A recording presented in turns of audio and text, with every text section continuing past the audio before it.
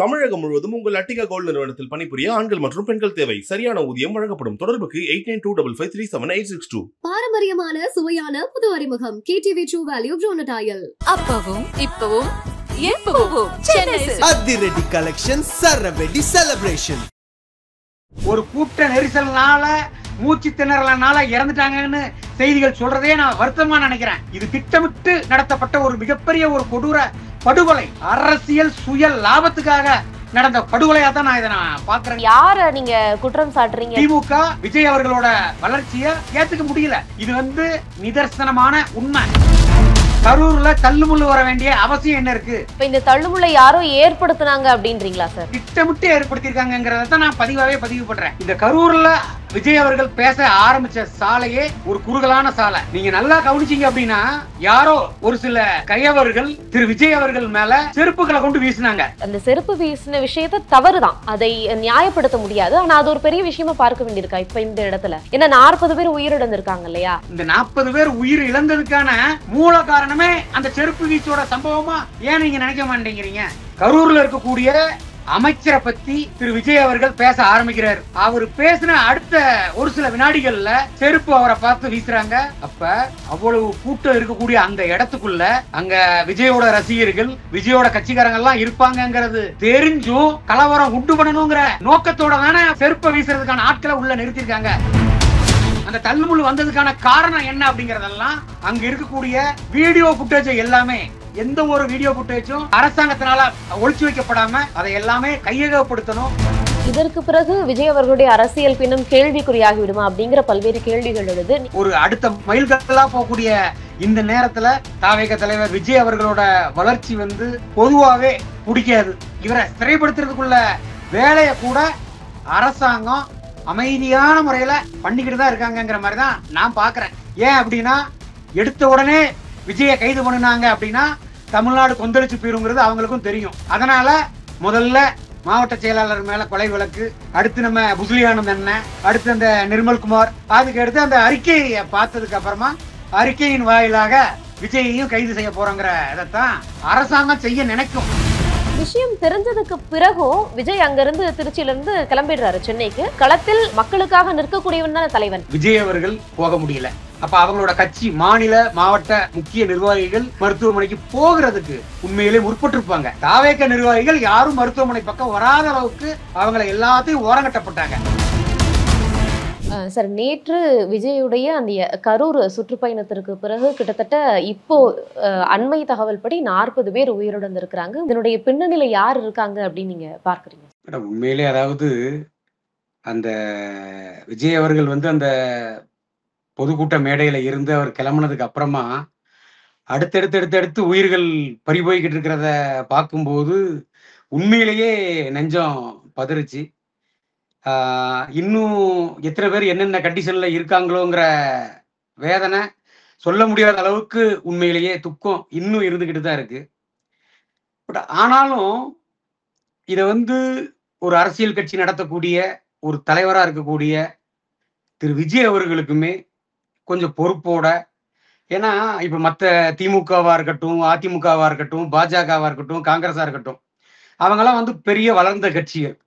இப்ப அவங்களுக்கு இருக்கக்கூடிய அந்த கட்டமைப்பு, இவங்க பேரளவுல தாவேகாவுக்கு எல்லா இடங்கள்லயும் ஆட்களை போட்டிருக்கோம் அப்படின்னு சொன்னால் கூட, அதுல திரு விஜய் அவர்கள் சொன்னால் கூட அதை கேட்டுக்கக்கூடிய மனப்பக்குவத்துல அவர்களோட கட்சி நிர்வாகிகளோ ரசிகர்களோ இல்லை. அதை நம்ம தொடர்ந்து அவருடைய ஒவ்வொரு மேடைகளா இருக்கட்டும், அவருடைய ஒவ்வொரு ப்ரோக்ராம்லையுமே அந்த கூட்ட நெரிசல்கள் இருக்கத்தான் செய்யுது. ஆனா அரசாங்கத்துக்கும் இதுல முக்கிய பங்கு இருக்கு அப்படிங்கிற மாதிரி தான் நான் பாக்குறேன். ஏன்னா இப்ப விஜய் அவர்கள் வந்தார் அப்படின்னா அங்க பொதுமக்கள் அதிகமா கூடுதாங்கிறது எல்லாருக்குமே தெரியும். அப்ப அந்த குறுகலான அந்த சாலையில இவங்களுக்கு கொடுக்கும் பட்சத்துல அது போக்குவரத்துக்கு இடைஞ்சலாகும், பொதுமக்களுக்கு இடைஞ்சலாகும். ஒருவேளை யாராவது ஒரு விபத்து அந்த மாதிரி இது வரும்போது அந்த ஆம்புலன்ஸுகளோ மற்ற விஷயங்கள்ல மருத்துவமனைக்கு போகணுங்கிறவங்களுக்கு எல்லாம் பாதிப்பு வருங்கிறதெல்லாம் அரசாங்கம் கருத்துல கொண்டு சில விஷயங்களை முன்னெடுத்திருந்திருக்கணும். இதே இது கள்ளச்சாராயம் குடிச்சு கள்ளக்குறிச்சியில இறந்த உடனே இதே தமிழக அரசு என்ன பண்ணாங்க, அங்க இருக்கக்கூடிய காவல்துறை உயர் அதிகாரிகளை உடனடியாக மாற்றம் பண்ணாங்க. இப்ப வரைக்கும் கரூர்ல 40 பேர் உயிர் இழந்தும் கூட அப்ப காவல்துறை சிறப்பா செயல்பட்டுக்கிட்டு இருக்கு அப்படிங்கிறத தமிழக அரசு சொல்றாங்களா அப்படிங்கிறது கேள்விக்குறிதான். திரு விஜய் அவர்கள் கரூர்ல வந்த உடனே எடுத்த உடனே மைக்கில் சொல்லக்கூடிய வார்த்தையே வந்து காவல்துறைக்கு, அதாவது அந்த கூட்ட நெரிசல்லையும் அவரை பத்திரமா கொண்டு வந்து விட்டாருங்கிறதுக்காகத்தான் அவர் நன்றி சொன்னாரே ஒழிய, அதைத்தான் தலைவர் காவல்துறையோட தலைவர் டிஜிபி ஐயா அவர்களும் அவங்க சொல்றாங்க. ஆனா அது மட்டும் கிடையாது இல்லையா, வந்திருக்கக்கூடிய அத்தனை பேருக்கும் பாதுகாக்கக்கூடிய கடமையும் பொறுப்பும் தமிழக அரசுக்கும் இருக்குங்கிறத அரசாங்கம் புரிஞ்சு நடந்திருக்கணும். இப்ப 40 உயிர் போயிருச்சு. இப்ப அந்த கூட்டம் முடிஞ்சதுக்கு அப்புறம் மருத்துவமனைக்கு கொண்டு செல்லக்கூடிய நேரங்கள்ல அரசாங்கம் துரிதப்படுத்தி வேலை செய்யறாங்க. அமைச்சர் ஸ்பாட்டுக்கு போறாங்க. மாண்புமிகு தமிழக முதல்வர் ராத்திரியே செக்ரட்டரியேட்டுக்கு போறாங்க. உடனே ராத்திரியோட ராத்திரி அங்கிருந்து கிளம்பி வராங்க. துணை முதல்வர் துபாயில இருந்து வராங்க. அங்க பாதிப்படைஞ்ச மக்களை போய் பார்க்காங்க, ஆறுதல் தெரிவிக்காங்க, அரசு சார்ந்த அறிவிப்பு எல்லாமே கொடுக்காங்க. ஆனா உயிர் போனதுக்கு அப்புறம் இதெல்லாம் செய்யக்கூடிய அரசாங்கம், இந்த பொதுக்கூட்டத்தை நடத்தின கட்சி தலைவர் மரியாதைக்குரிய திரு விஜய் அவர்கள் கொஞ்சம் பொறுப்போட அவங்களோட மாநில மாவட்ட நிர்வாகிகளை இப்படித்தான் பண்ணணும், இப்படித்தான் செய்யணும்னு ஒரு கட்டுக்காப்போட பண்ணி இருந்தா இவ்வளவு உயிர் சேதம் போயிருக்காதே அப்படிங்கிற மனவேதனை இருக்கு. சுப்ரீம் கோர்ட் கைட்லைன்ஸ் பண்ணியிருக்கு, தேர்தல் கமிஷன் கைட்லைன்ஸ் பண்ணியிருக்கு. குழந்தைகள் எல்லாம் வந்து இது போன்ற அரசு விழாக்களுக்கோ நிகழ்ச்சிகளுக்கோ கொண்டு வரக்கூடாதுன்னா இதையும் மீறி கொண்டு வராங்க அப்படிங்கிறதெல்லாம் பார்க்கும்போது தமிழ்நாடு எந்த கலாச்சாரத்தை நோக்கி போய்கிட்டு இருக்குங்கக்கூடிய கேள்விகள் வருது. அதே நேரத்துல மேடம், இப்ப அவ்வளவு கூட்டம் விஜய்க்கு மட்டும்தான் கூடுதா அப்படின்னா உண்மையிலேயே அப்படி கிடையாது. மரியாதைக்குரிய சகோதரர் தொல் திருமாவளவன் அவர்கள் மாநாடு நடத்துறாங்க. அங்க எவ்வளவோ லட்சக்கணக்கான பெரியோர்கள், தாய்மார்கள், இளைஞர் பட்டாளம் கூடுறாங்க. திமுக கூட்டுறாங்க, அங்க எத்தனையோ லட்சக்கணக்கான பேர் கூடுறாங்க. அதிமுக நடத்துறாங்க. ஆனா இது போன்ற ஒரு தள்ளுமுள்ளு அங்க எங்கேயுமே நடக்கல. உயிர் பலிங்கிறது இதுவரைக்கும் இந்தியாவில் இந்த ஒரு அரசியல் கட்சியும் இவ்வளவு ஒரு பெரிய தாக்கத்தை கொடுக்கல. அப்ப இந்த கரூர்ல விஜய் அவர்கள் பேச ஆரம்பிச்ச சாலையே ஒரு குறுகலான சாலை. நீங்க நல்லா கவனிச்சீங்க அப்படின்னா சமூக வலைதளங்கள்ல யாரோ ஒரு சில கையவர்கள் திரு விஜய் அவர்கள் மேல செருப்புகளை கொண்டு வீசினாங்க. அந்த காட்சிகள் பெரும்பாலான ஊடகங்கள் வாயிலா வெளியில சொல்லப்படலை. ஏன் அப்படின்னா ஒரு பல உயிர்கள் போய்கிட்டு இருக்கு. அந்த நேரத்துல அந்த செருப்பு வீச யாரும் பெருசாக்க பேசப்படலை. ஆனா என்னோட பார்வையில நான் என்ன கேட்கிறேன் அப்படின்னா, கரூர்ல இருக்கக்கூடிய அமைச்சரை பத்தி திரு விஜய் அவர்கள் பேச ஆரம்பிக்கிறார். இதுதான் உங்க டக்கா அப்படின்னு சொல்லி அமைச்சரை பேசுறாரு. அவர் பேசின அடுத்த ஒரு சில வினாடிகள்ல செருப்பு அவரை பார்த்து வீசுறாங்க. அது அவர் பக்கத்திலே செருப்பு விழுது. அது மட்டும் இல்லாம அவரோட வாகனத்திலே விழுது. ஒரு 2, 3, 4 இடத்துல செருப்பு வீசப்படுது.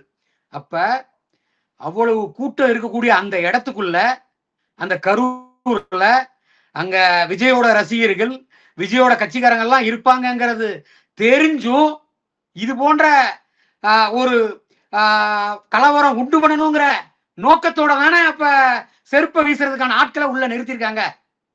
இதையெல்லாம் இப்ப தமிழக அரசு, மாண்புமிகு தமிழக முதல்வர் மு.க. ஸ்டாலின் அவர்கள் தனிநபர் விசாரணை கமிஷன் அமைச்சிருக்காங்க. அதன் மூலமா விசாரணை செய்யக்கூடிய மாண்புமிகு நீதியரசர்கள் அருணா ஜெகதீசன் அவர்கள் உண்மையிலேயே அந்த செருப்பை வீசினதெல்லாம் யாரு, எதனால அந்த கூட்டம், எல்லாருமே வேடிக்கை தாங்க பாக்குறாங்க. விஜய் பேசுறது என்ன பேச்சுங்கிறத நின்ன இடத்துல இருந்து வேடிக்கை பாக்குறாங்க. அவர் பேசக்கூடிய பேச்சுக்கு தகுந்த மாதிரி கைதட்டல் கொடுக்க போறாங்க, அல்லது ஒரு விசில் அடிக்க போறாங்க, ஏதோ அவங்கள ஒரு ஆரவாரம் பண்ண போறாங்க. ஆனால் அந்த தள்ளு முள்ளு எதனால வருது, அந்த தள்ளு முள்ளு வந்ததுக்கான காரணம் என்ன அப்படிங்கிறதெல்லாம் அங்க இருக்கக்கூடிய வீடியோ ஃபுட்டேஜ் எல்லாமே, எந்த ஒரு வீடியோ ஃபுட்டேஜும் தவறுதலா வேற எங்கேயும் அரசாங்கத்தினால ஒழிச்சு வைக்கப்படாம அதை எல்லாமே கையகப்படுத்தணும். அதை எல்லாமே உண்மைத்தன்மையை ஆராய்ஞ்சா இந்த கொடூர படுகொலைக்கு, இது ஒரு கூட்ட நெரிசல்னால மூச்சு திணறலனால இறந்துட்டாங்கன்னு செய்திகள் சொல்றதே நான் வருத்தமா நினைக்கிறேன். ஏன் அப்படின்னா இது திட்டமிட்டு நடத்தப்பட்ட ஒரு மிகப்பெரிய ஒரு கொடூர படுகொலை. அவங்க அரசியல் சுய லாபத்துக்காக நடந்த படுகொலையா தான் திட்டமிட்டு நடத்தப்பட்ட அரசியல் படுகொலைன்றீங்க. யார நீங்க குற்றம் சாட்டுறீங்க அப்படின்னு புரிஞ்சுக்கிறது சார்? இல்ல, அதாவது அந்த இடத்துல பொதுவாவே நம்ம பாக்குறோம், இது திமுக விஜய் அவர்களோட வளர்ச்சிய ஏத்துக்க முடியல. அது யாரா இருந்தாலும் சரி, எல்லா கட்சிக்காரங்களுக்குமே விஜய் அவர்களோட வளர்ச்சி, விஜய் அவர்களுக்கு கூடக்கூடிய இந்த கூட்டத்தை ஏத்துக்க முடியாம தான் இருக்காங்க. இது நிதர்சனமான உண்மை. ஆனா நாமக்கல்ல கூடியிருக்க கூட்டம், திருச்சியில கூடியிருக்க கூட்டம், நாகப்பட்டினத்துல கூடியிருக்க கூட்டம், அப்பெல்லாம் ஏன் இந்த தள்ளுமுள்ளு வரல? கரூர்ல தள்ளுமுள்ளு வர வேண்டிய அவசியம் என்ன இருக்கு? இப்ப இந்த தள்ளுமுள்ள யாரோ ஏற்படுத்தினாங்க அப்படின்றீங்களா சார்? திட்டமிட்டு ஏற்படுத்திருக்காங்கிறத நான் பதிவு பண்றேன். ஏன் அப்படின்னா, இப்ப இதுக்கு முன்னாடி நடந்த எல்லா கூட்டங்கள்லயுமே கூட்டங்கள் இருக்க செய்து சில இடங்கள்ல ஒரு சிலருக்கு மயக்கம், அந்த காலையில இருந்தே நின்னதுனால மயக்கத்தினால கூட மயங்கி விழுந்திருப்பாங்க. அது இல்ல. ஆனா இங்க அந்த ஒரு அலை போல அந்த கூட்டம் ஒட்டுமொத்தமா சாயிறாங்க. அப்ப அந்த ஒட்டுமொத்தமா சாயிறாங்க அப்படின்னா ஏதோ ஒரு இடத்துல ஏன்னா நம்மளோட எல்லாரோட கவனங்களும் திரு விஜய் என்ன பேசுறாரு, அவரோட முகத்தை மட்டும்தான் பார்த்துக்கிட்டு இருக்காங்க. அப்ப ஏதோ ஒரு இடத்துல கவனம் செதறுது.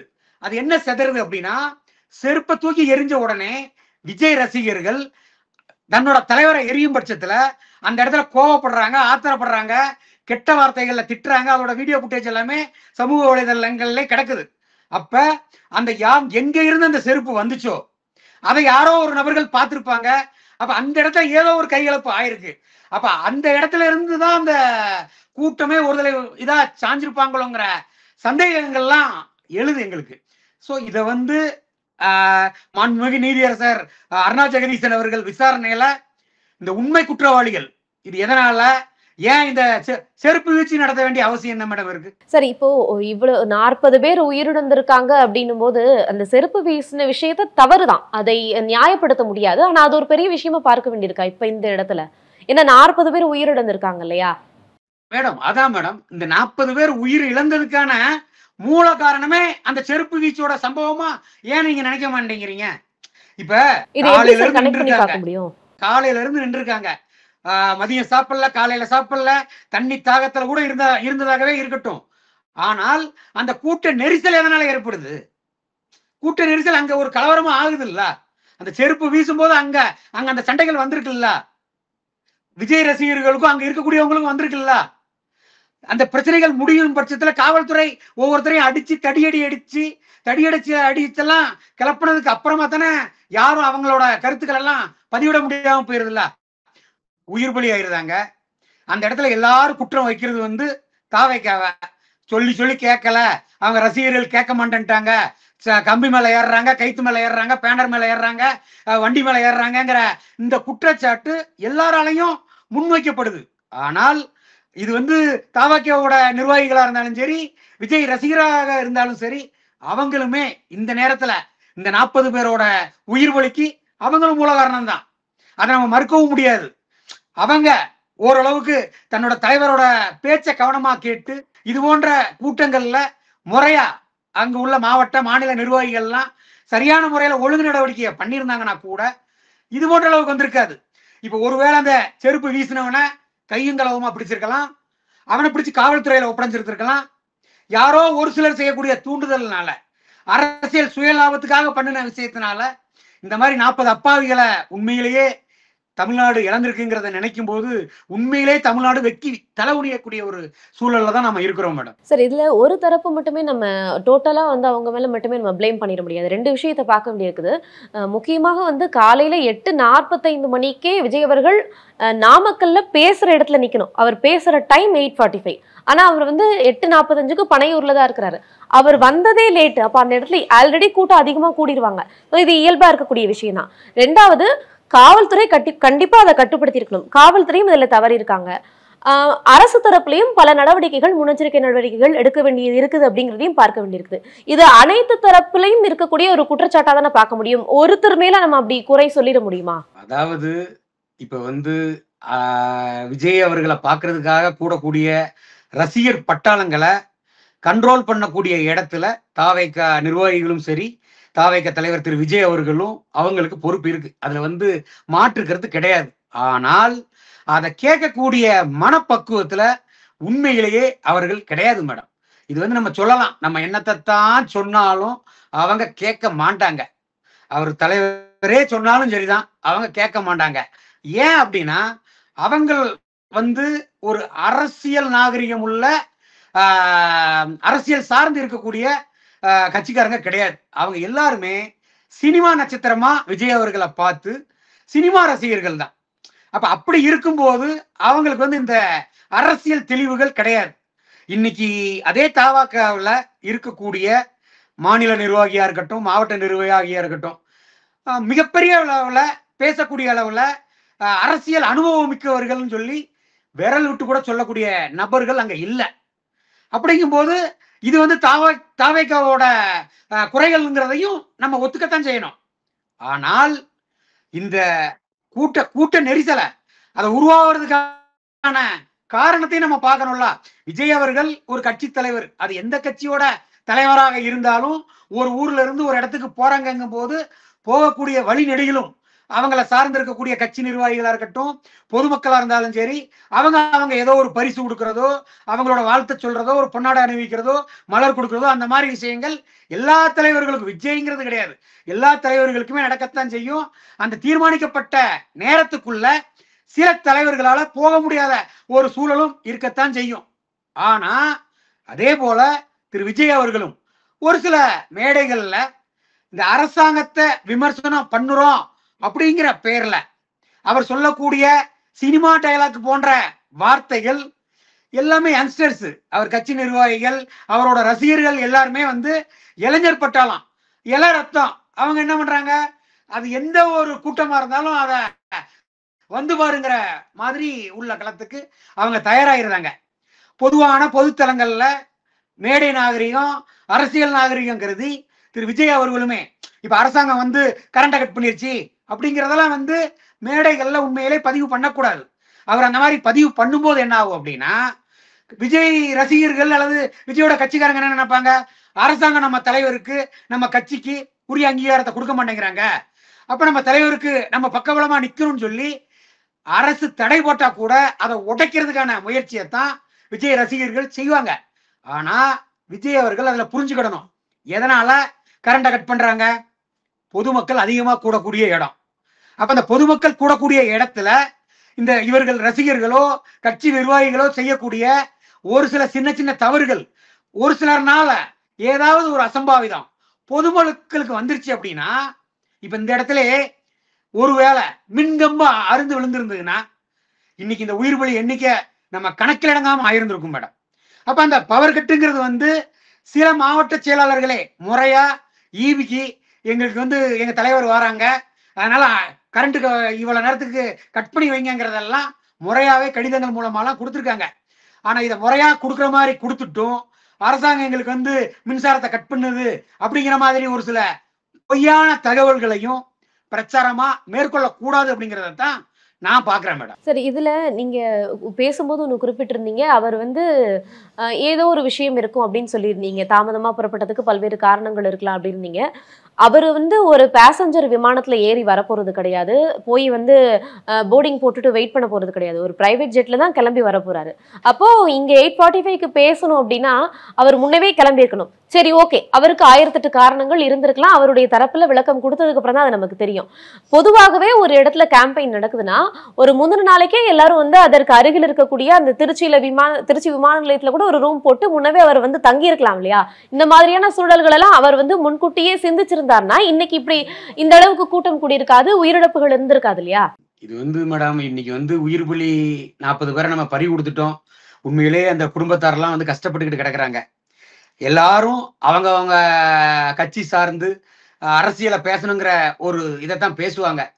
பொதுவான நிதர்சனமான உண்மை என்ன அப்படின்னா, இப்ப மரியாதைக்குரிய மாண்புமிகு முதல்வர் மு.க. ஸ்டாலின் அவர்களே ஒரு ப்ரோக்ராம் பிக்ஸ் பண்றாங்க. அந்த ப்ரோக்ராம்ல அவங்க எதிர்பார்த்த அளவுக்கு கூட்டமே இல்லைன்னா அவங்க என்ன பண்ணுவாங்க, வந்துகிட்டு இருக்காங்கன்னு சொல்லி அவங்க அமைச்சர் சொல்லுவாங்க, இன்னொரு 1 ஹவர்ல கூட்டம் வந்துடும் அப்படின்னு சொல்லுவாங்க. அப்ப மாண்புமிகு முதல்வர் ஆமாங்க சார், அவர்களே இது நான் ஏத்துக்கிறேன் சார் இந்த கருத்தை, இன்டரப்டுக்கு சாரி. ஆனா இது விஜய் அவர்கள் அப்படி இல்ல. விஜய்க்கு தன்னெழுச்சியாகவே நிறைய கூட்டங்கள் கூடுது. ஒரு 4 மணி நேரம் தாமதம் அப்படிங்கிறது மிகப்பெரிய கூட்டத்தை அந்த இடத்துல கூட்டும் இல்லையா? அப்ப அது மக்களுக்கு மிகப்பெரிய பாதிப்பை ஏற்படுத்தும் அப்படிங்கறத அவர் உணரணும் இல்லையா? திருவாரூர்ல எந்த அளவுக்கு கூட்டம் கூடுச்சு, அங்கவே உயிர் பலி ஏற்பட்டுன்ற ஒரு அச்சம் நம்ம கிட்ட இருந்துச்சு. அப்போ அதை அடுத்தடுத்து வரக்கூடிய அந்த கேம்பெயின்ல நம்ம அதை சரி செய்யணும் இல்லையா?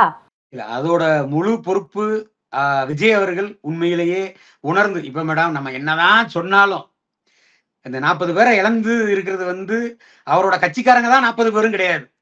பொதுமக்கள், அப்பாவி குழந்தைங்க, என்ன விவரம் கூட தெரியாம நடிகர் விஜய பாத்திர மண்டமான்னு சொல்லி கூட்டு போய் ஆசையா காமிக்கிறது கூட்டு போன பிஞ்சு குழந்தைகள்லாம் உயிரிழந்திருக்காங்க. அப்ப இன்னைக்கு அவர் விஜய் அவர்களோட மனநல நம்ம 1000 விமர்சனங்களை வேற மாதிரி நம்ம வச்சா கூட அவரு ஒரு நடைமணமா தான் உண்மையிலே இருந்துகிட்டு இருப்பார். அதுல மாற்றுக்கிறதே கிடையாது. ஆனால் இனி வரக்கூடிய காலங்கள்ல அரசாங்கமே இது போன்ற சம்பவங்கள்லாம் நடக்காம தடுக்கிறதுக்கு என்னெல்லாம் பண்ணணுமோ அதுக்குள்ள முன்னெச்சரிக்கை நடவடிக்கைகள் எல்லாம் துரிதப்படுத்தணும் அப்படிங்கறதான் எல்லாரும் இந்த நேரத்துல கோரிக்கையா சொல்லிக்கிட்டு இருக்காங்க.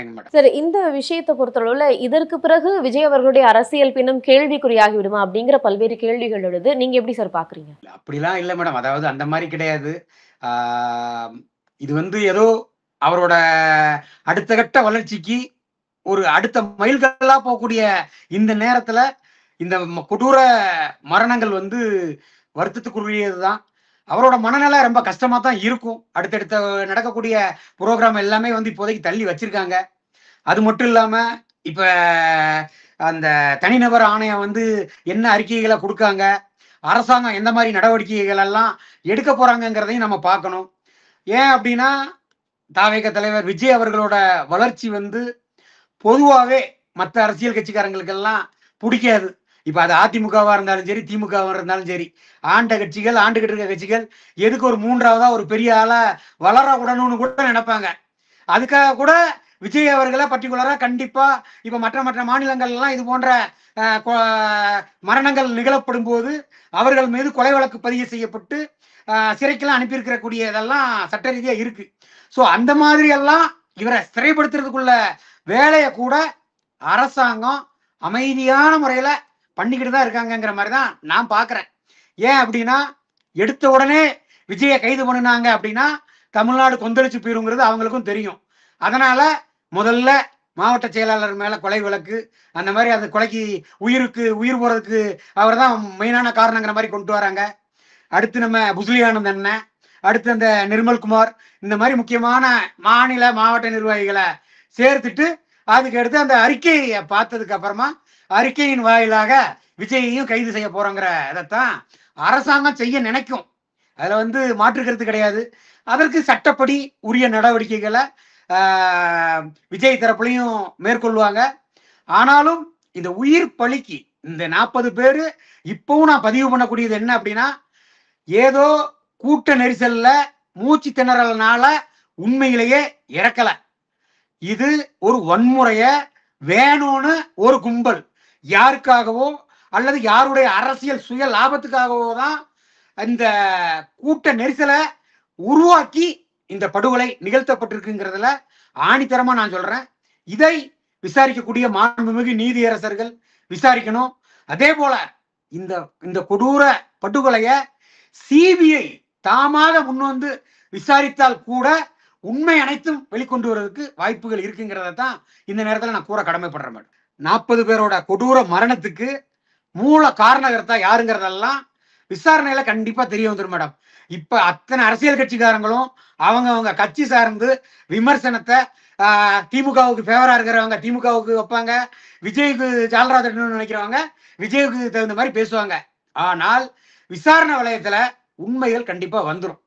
அதை மறைக்க முடியாது. எல்லாமே சிசிடிவி புட்டேஜ் இருக்கு.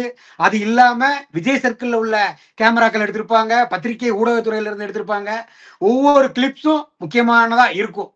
அந்த எதனால அந்த அலை அடிச்சது, அந்த கூட்டம் ஏன் ஒரு சைடா சரிஞ்சாங்க, இதெல்லாம் பார்க்கும்போது எந்த இடத்துல அந்த புள்ளி எங்க ஆரம்பிச்சதுங்கிறத கண்டுபிடிச்சிருவாங்க. கரண்ட் போனதுனாலயோ அல்லது அந்த கூட்டங்கள் அதிகமா வந்ததுனாலயோ மட்டும் சாஞ்சு அந்த மாதிரி ஒரு சைடா போயிருந்திருக்கிறதுக்கு வாய்ப்பு இல்லை. ஏதோ ஒரு இடத்துல ஏதோ ஒரு பிரச்சனை நடந்திருக்கு. அது ஒரு சிலருக்குள்ள ஒரு வாக்குவாதமா இருந்திருக்கலாம், கைகலப்பா இருந்திருக்கலாம். அது இந்த மாதிரி ஒரு பலியடா ஆகிற அளவுக்கு கொண்டு வந்து விட்டுட்டாங்கிறது தான் நிதர்சன உண்மை மேடம். சரி, இப்போ 1000 விமர்சனங்கள் இருக்கட்டும், 40 பேர் உயிரிழந்திருக்கிறாங்க. விஜய் அவர்கள் அங்கிருந்து புறப்படும் போது கிட்டத்தட்ட 10 பேர் டிக்ளேர் ஆயிருந்தது. 10 பேர் உயிரிழந்ததா தகவல் வந்திருக்குது. அதற்கடுத்து அந்த உயிரிழப்பு அதிகரிச்சது. விஷயம் தெரிஞ்சதுக்கு பிறகும் விஜய் அங்கிருந்து திருச்சியில இருந்து கிளம்பிடுறாரு சென்னைக்கு. அது ஒரு சரியான நகர்வு அப்படின்னு பார்க்கலாமா? அது எப்படி இதை ஏத்துக்கிறது? ஏன்னா ஒரு களத்தில் மக்களுக்காக நிற்கக்கூடியவன் தானே தலைவன். அதாவது அந்த இடத்துல விஜய் உண்மையிலேயே எந்த ஒரு இது சொல்லாம அவர் போனது மட்டும்தான் சரியானதா நான் பாக்குறேன். ஏன் அப்படின்னா, இந்த 40 பேரோட அப்ப 10 பேருனே வைங்களேன், அந்த 10 பேரோட குடும்பத்துல யாரும் தான் பிள்ளையோ அல்லது தான் கூட பிறந்தவங்களோ இந்த மாதிரி ஒரு கோர உயிர் பலிய பலியடாவா கொடுத்துருக்கிறத ஏத்துக்கிற பக்குவத்துல யாரும் இருக்க மாட்டாங்க. ஒருவேளை அந்த குடும்பத்துல இருக்கவங்களே வேற ஒரு கட்சியில இருக்கவங்களா இருப்பாங்க, அல்லது வேற ஒரு இதுல இருப்பாங்க, விஜயை பிடிக்காதவங்களா கூட இருப்பாங்க. அப்ப விஜய் அந்த இடத்துல போய் நலம் விசாரிக்க போறேன்னு சொல்லி மருத்துவமனைக்கு போனாலோ, விஜய் அவர்கள் மருத்துவமனைக்கு போறது சரியானதாக அமைஞ்சிருக்காது. அது யாருமே ஏத்துக்க மாட்டாங்க. ஏன்னா கண்டிப்பா பாதிக்கப்பட்டவர்கள் உச்ச கோவத்துல இருப்பாங்க. ஆனா திருச்சியில குறைந்தபட்சம் திருச்சியில ஒரு ரூம் போட்டு அங்க இருந்து அவர்களுக்கான அந்த முன்னேற்பாடுகளை செஞ்சிருக்கலாம் அப்படிங்கறது அதிகபட்ச எதிர்பார்ப்பா இருக்கு. திருச்சிக்கும் கரூருக்கும் எவ்வளவு தூரம் மேடம்? கூடி போனா 2 மணி நேரம் டிராவல் தான், அதிகபட்சம் 2 மணி நேரத்துல போயிட போறாங்க. அது நான் உங்களோட தான் இருக்கேன் அப்படிங்கிற ஒரு விஷயத்தை ப்ரூவ் பண்ணாதா மக்கள் கிட்ட? உங்களோட தான் நான் இருக்கேன் அப்படிங்கிற ஒரு நம்பிக்கை ஏற்படுத்தாதா? மேடம் அந்த மாதிரி இல்ல மேடம், அந்த மாதிரி இல்ல. அதாவது உண்மையிலேயே இப்ப விஜய் அவர்கள் போக முடியல. அப்ப அவங்களோட கட்சி மாநில மாவட்ட முக்கிய நிர்வாகிகள் உண்மையிலே மருத்துவமனைக்கு போகிறதுக்கு உண்மையிலே முற்பட்டிருப்பாங்க. முற்படாமலாம் கிடையாது. ஆனா யாரையும் இந்த அரசாங்கம், தமிழக அரசு போக விடாம தடுத்திருக்காங்க. அதுதானே உண்மை. தாவேக்க நிர்வாகிகள் யாரும் மருத்துவமனை பக்கம் வராத அளவுக்கு அவங்கள எல்லாத்தையும் ஓரங்கட்டப்பட்டாங்க. அது மட்டும் இல்லாம இந்த கொடூர 40 பேரோட மரணம் எல்லாருக்கும் ஒரு ஆள் மனசுல ஒரு குற்ற உணர்ச்சியை கொடுத்துருக்கும். சே, நம்மளோட தலைவர் போட்ட ஒரு மீட்டிங்ல இந்த மாதிரி ஒரு உயிரிழப்பு வந்துருச்சேங்கிறது எல்லாருக்கும் இருக்கும். அதனால கூட நம்ம போனால் காவல்துறை எதுவும் செய்யுமோ, அது பொதுவா நடக்கக்கூடியதுதான் மேடம். அதனால அவங்களோட வருத்தங்கள் அனுதாபங்கள் இருந்தால் கூட அதை அந்த நேரத்துல காட்டக்கூடிய நேரம் சரியா இல்லாம அவங்க ஓரமா இருந்திருக்கலாம். அதுக்கான டயத்தை காத்திருக்கலாமே ஒழிய செய்யக்கூடாது, போகக்கூடாது, யாருக்கும் அனுதாபம் தெரியக்கூடாதுங்கிற எண்ணத்தோட யாருமே இருக்க மாட்டாங்க. அதுல அந்த புஸ்லி ஆனந்த் அவர்களா இருக்கட்டும், அவர் ஆதவ் அர்ஜுனா அவங்களா இருக்கட்டும், அவங்கெல்லாம் போறதுக்கு முற்பட்டாங்க. பட் காவல்துறை அவங்களுக்கு ஒத்துழைப்பு கொடுக்கலங்கிற மாதிரி தான் எனக்கு தெரிந்த அளவுக்கு கேள்விப்பட்டது மேடம். இப்ப எல்லாமே கையில போன் இருக்கு. நீங்க இங்க இருந்து பாக்குறத கையில லைவாவே பார்க்கலாம். அதை விட்டு முண்டி அடிச்சு போய் இன்னைக்கு பாருங்க, எத்தனையோ பேர் அந்த பிள்ளைங்கள் எல்லாம் எவ்வளவு கனவுகளோட இருந்திருப்பாங்க. எதிர்காலம் போச்சே, வாழ்க்கை போச்சுங்களே. இந்த நேரத்திலையும் இந்த 40 பேரை இழந்து வாழக்கூடிய அந்த குடும்ப உறவினர்கள் அனைவருக்கும் எங்களோட சத்திரிய சான்றோர் படை கட்சியின் சார்பில் ஆழ்ந்த இரங்கலை இந்த நேரத்துல நான் தெரிவிக்க கடமைப்படுறேன். அதே நேரத்துல மருத்துவமனையில சிகிச்சை பெறக்கூடியவங்களும் பூரண நலமாகி வீடு திரும்பணுங்கிறத ஆண்டவன்ட்ட நான் பிரார்த்தனையா வச்சுக்கிறேங்கிறத இந்த நேரத்துல கூற விரும்புறேன். நன்றி சார், நிறைய விஷயங்கள் பகிர்ந்துக்கிட்டீங்க. நன்றி. Thank you madam. தமிழகம் முழுவதும் உங்கள் அட்டிகா கோல்ட் நிறுவனத்தில் பணிபுரிய ஆண்கள் மற்றும் பெண்கள் தேவை. சரியான ஊதியம் வழங்கப்படும். தொடர்புக்கு 8925537862. பாரம்பரியமான சுவையான புது அறிமுகம் KTV True Value Bronnet Oil. அப்பவும் இப்பவும் எப்பவும் சென்னை அதிரடி கலெக்ஷன் சரவெடி செலிப்ரேஷன்.